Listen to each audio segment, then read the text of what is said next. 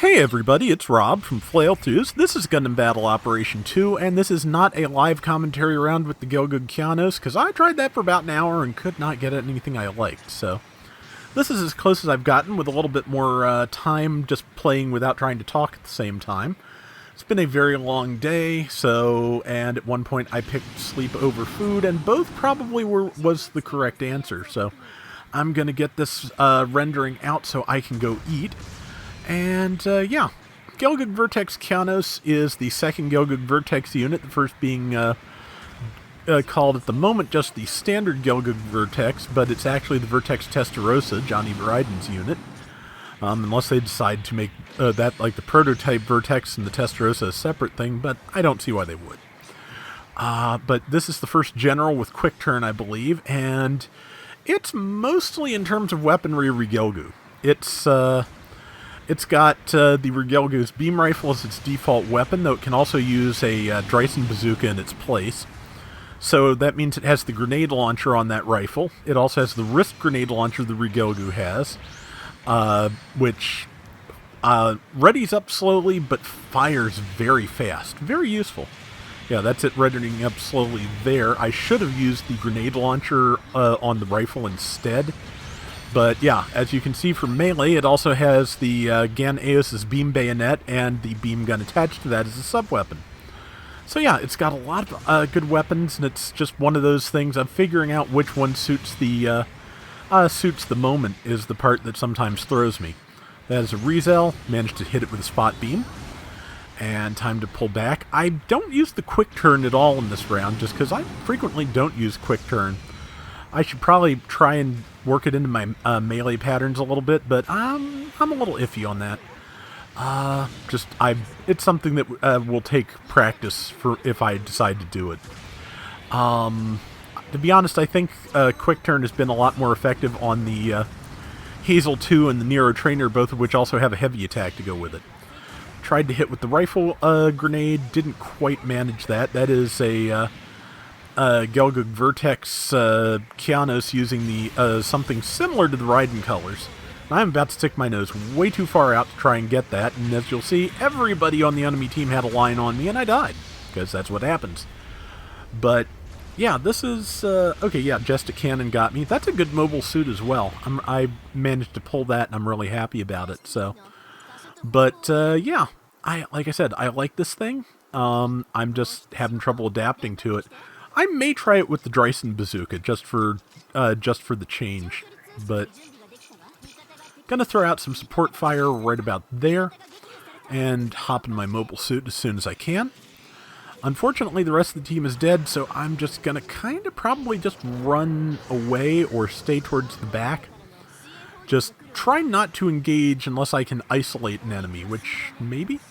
There's that Rizel again, I believe, and then there's somebody with no health right there, which is that Gelgoog and Johnny-ish colors. It's about to die. Yep, a couple of shots with the beam gun on the bayonet. I am, however, still the only one alive, so yeah, just trying to get to cover and isolate things as best I can. This Yakushiki Kai is kind of a small target compared to a lot of the other 600 mobile suits. Managed to stun it, and managed to buy enough time picking off individual targets that my team is here. Unfortunately for my team, I am also here, and that bayonet swing... It uses the same nice broad swing as the Eos, as I'm sure you've seen. So yeah, knocked over the Violent Custom when I did not mean to. Let's see, that's our Rick DS2. Sometimes the names just don't quite line up right, and I can't figure out who's on what team, just in, when you're lined up with too many things. Names and life bars overlap and it gets weird. But managed to throw some missiles at that, whatever it was. But yeah, it has the Regelgu missiles on the backpack, as you saw, which can be used while boosting, which is my favorite kind of missiles. It also has Vulcan pods, which look like nothing so much as a couple of Gundam Mark II Vulcan pods stuck on its hips.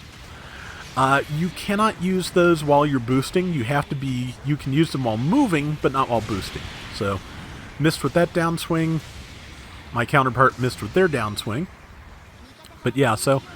Probably won't see me using the Vulcans very much. I think you may see me testing that Vulcan hypothesis at one point. But yeah, towards the end of the round, I figure out that the best short-term combo probably is, to get things dead in a hurry. Yeah, for one thing, I figured out that I should not be leading with that because the ready-up time and the poke on the bayonet are fast enough that I'm better off just leading with the neutral like, sane people do instead of just doing downswings all the time. But, yeah.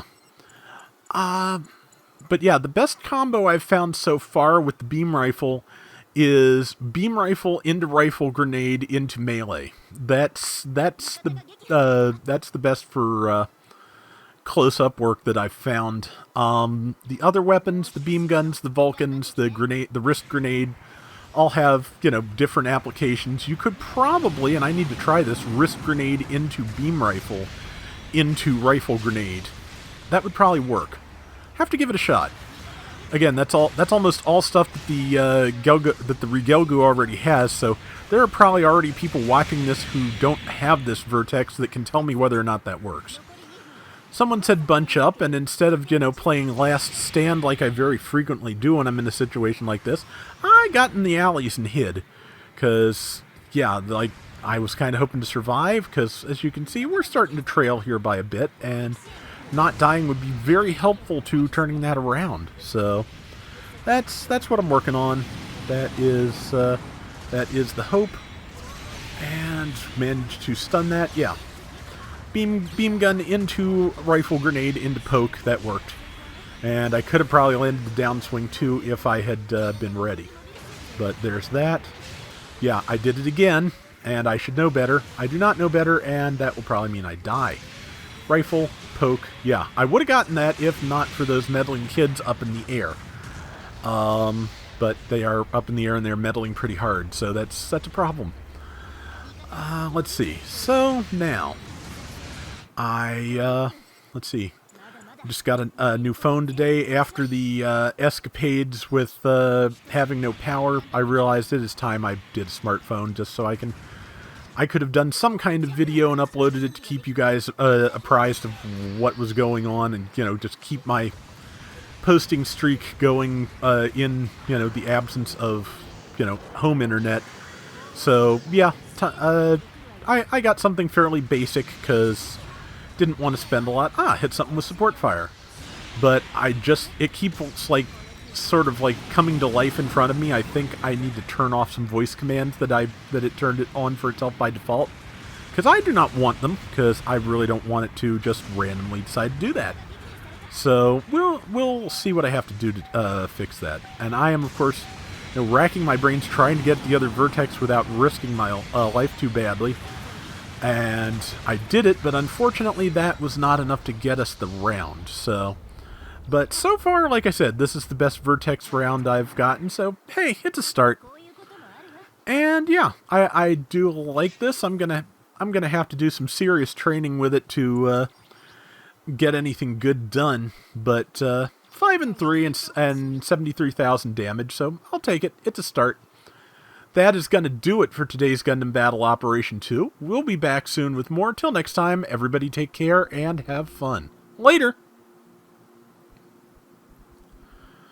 And of course, as I'm pretty sure I mentioned in the update video, they just threw a bunch of buffs at the early production Gelgoog, so it is a great week for Gelgoogs.